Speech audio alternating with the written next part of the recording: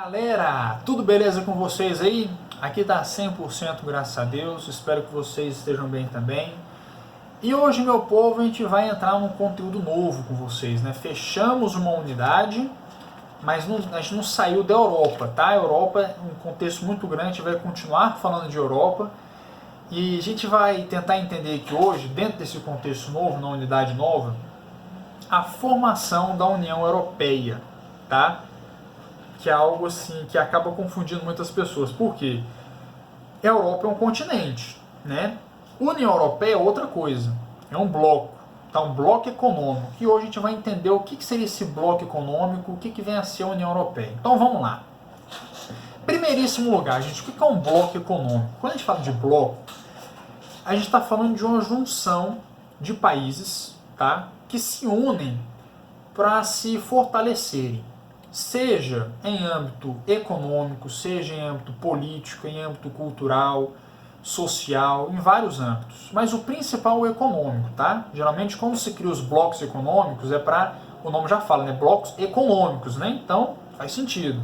Geralmente é para fortalecer um pouco mais a integração econômica entre os países. Vamos pegar um exemplo aqui, o Mercosul, que é a nossa realidade. Quem faz parte do Mercosul? Brasil,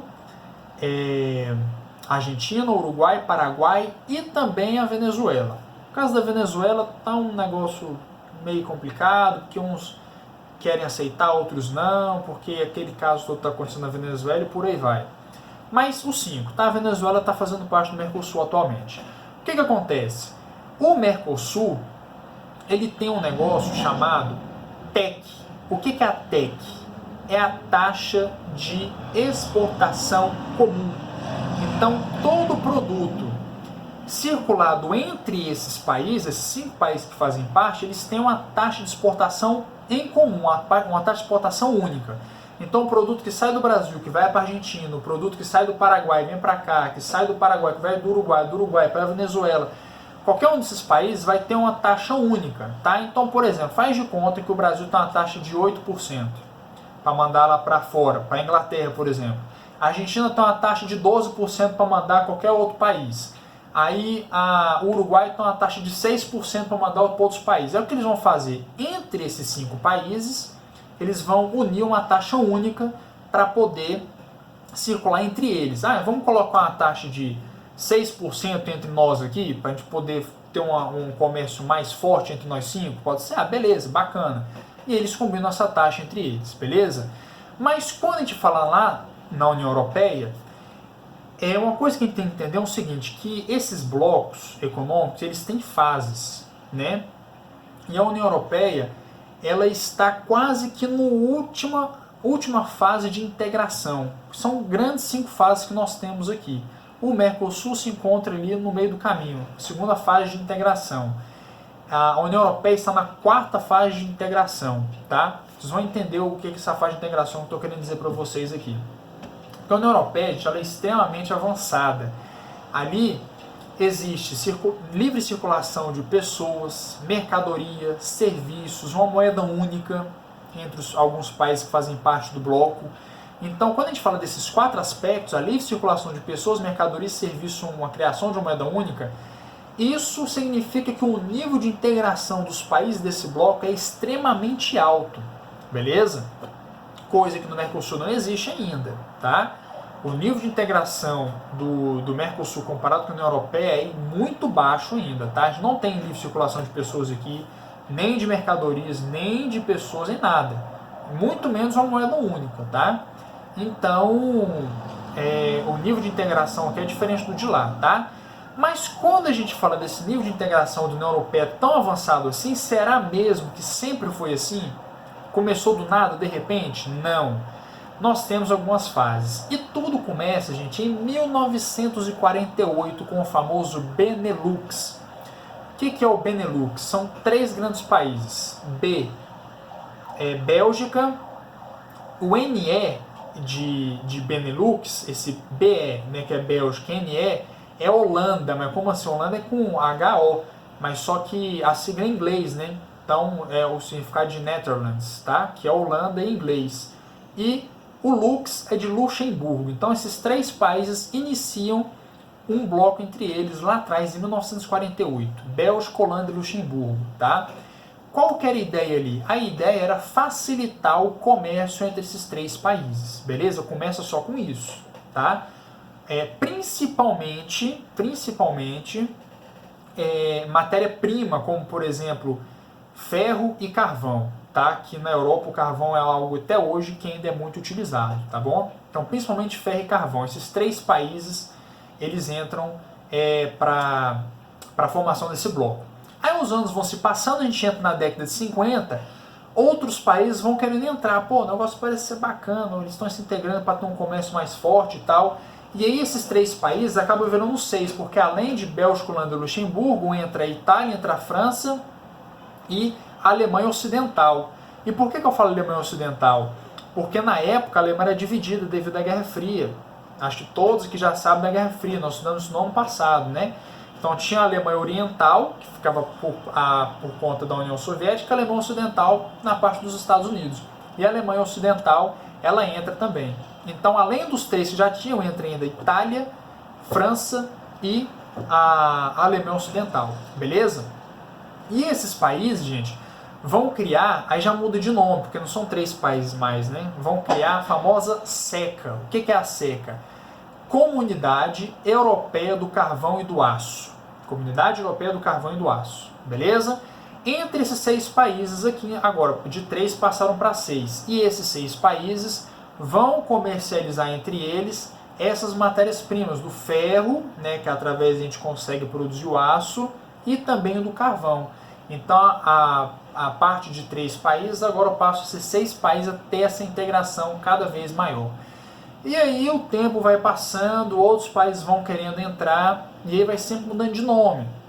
Depois, quando a gente vai chegando na década de 60, se cria o Mercado Comum Europeu, o famoso MCE, onde nós temos mais países, e aí sai da esfera de somente da matéria-prima ser circulado. Agora não é somente o carvão e aço que é circulado.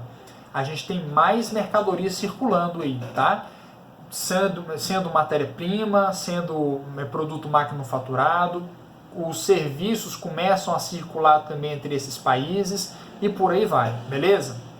A questão, gente, para a gente poder vir avançando cada vez mais, quando que a União Europeia ela vai ser tão integrada como ela é hoje? Qual que é o ponto que ela vai chegar? A gente vai ter algumas conferências ali. Tem uma conferência muito importante que é a Conferência de Maastricht. Olha o nome, Conferência de Maastricht. O que vai ter? Através dessa conferência vai nascer um tratado que é o Tratado de Maastricht, tá? O que é esse tratado? Esse tratado vai falar justamente que a partir desse tratado a gente vai ter a livre circulação de pessoas. Então tudo começa lá no Benelux com a circulação de mercadorias. Quando entra no mercado comum europeu, esse mercado ele tem a circulação de mercadorias e de serviços. E aí vai vir esse Tratado de Maastricht. O que é o Maastricht? É uma cidade da Holanda, tá? Onde teve essa reunião nessa cidade e dali saiu esse tratado então. Esse tratado vai falar que a partir desse momento, isso ocorre, se eu não me engano, na década de 90, em 1992, tá? Esse tratado vai acontecer.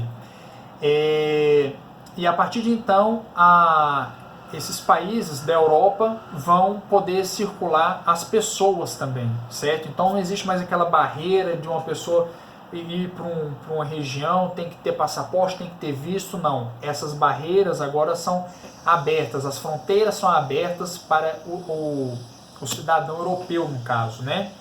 Mas só que ainda ela não chamava União Europeia propriamente dito, tá? Porque só vai ser União Europeia mais ali no finalzinho do século, ainda no século XX, mas eu quero dizer assim, no final da década de 90 e início dos anos 2000, tá? Por quê? O fator primordial, que vai ser a implementação de uma moeda única, só vai entrar em vigor a partir de 2002. Então vamos ver bem aqui, ó. O Benelux começa com circulação de mercadoria. Aí vem um SECA, que é a Comunidade Europeia do Carvão e do Aço, que vai mantendo uma coisa de circulação de mercadoria, mas só que em 6 países. Depois vem o Mercado Comum Europeu, que seria circulação de mercadoria e serviços. Depois, com o Tratado de Maastricht, vem a circulação de pessoas. E aí, Em 2002, através de uma reunião que tiveram lá em Lisboa, eles vão determinar a criação de uma moeda única para os países da União Europeia. Tá? Então a União Europeia vai ser chamada ali na década de 90, mas a circulação do euro, que é a moeda única, só vai acontecer a partir de 2002, beleza? Então, qual que é a ideia dessa moeda única? Os países que fazem parte do bloco, eles têm o direito de implementar a moeda. Mas não é simples assim, eu faço parte, eu vou implementar. Não é simples assim, tá? Nós temos alguns países que hoje fazem parte, como por exemplo a Croácia e a Hungria. Se eu não me engano, a Croácia, ela está no bloco, mas só que ela não tem o euro como moeda única. Então o país ele tem que seguir alguns critérios para poder implementar a moeda, certo? Porque senão ia ter uma desvalorização muito grande e tal. Tanto é que quando a gente fala dos países que têm de fato essa moeda, a gente está falando dos principais países, os mais ricos: Alemanha, França, Espanha. Até que Espanha não é aquela coisa toda como é Alemanha e França, né? Mas são os países mais desenvolvidos, Itália também. A Inglaterra não, porque a Inglaterra ela nunca adotou o euro, tá? Mas a Inglaterra a gente vai falar um caso à parte, uma aula depois a gente vai falar sobre a Inglaterra, explicar o que é o Brexit para vocês, explicar toda essa questão aqui. Mas é um caso à parte, tá? Mas só uma coisinha, por que a Inglaterra nunca implementou o euro como uma moeda única também? Porque a libra esterlina, que é a moeda que circula na Inglaterra, ela é uma moeda mais valorizada do que o euro, tá? Então esse é o principal critério. Tem esse, mas outros também, né, que fizeram com que a Inglaterra não adotasse o euro, tá? Mas só que tem essas questões, que numa próxima aula eu vou falar disso aqui para vocês, tá bom? Mas, gente, então quem tem que saber é o seguinte: quando a gente fala da União Europeia, o nível de integração ele é muito alto, tá? Como eu falei para vocês, está no 4º nível de integração. Professor, o que falta então para chegar no 5º? Ali, eles estão criando na Europa o Parlamento Europeu. Hoje existe Parlamento Europeu, mas o que eles querem fazer de fato é criar a mesma lei para todos os países da União Europeia, coisa que ainda não existe, tá? Então, tem certas leis que é da Europa, da União toda, mas só que ainda o que prevalece são as leis de alguns países. Então, eles querem fazer que, na verdade, a União Europeia se torne um grande país, né? Vários países tornando um só, porque eles querem colocar o mesmo parlamento, as mesmas leis, as mesmas regras, tudo dentro da União Europeia. E isso eles não têm ainda. Eles têm o parlamento europeu deles, que discutem a questão dos países, a economia dos países e tudo mais, mas a integração política de todos os países juntos ainda não existe, tá? Então por isso que ainda estão no nível 4. O nível 5 é ter essa integração política que ainda não tem. Mas tem integração econômica, tem integração de pessoas, né, livre circulação de pessoas, mercadorias, serviços e por aí vai. E a implementação de uma moeda única, que é o euro, tá? Que é uma das moedas mais fortes do mundo, é a top 5 do mundo aí, tá? Entre as 5 mais fortes, né?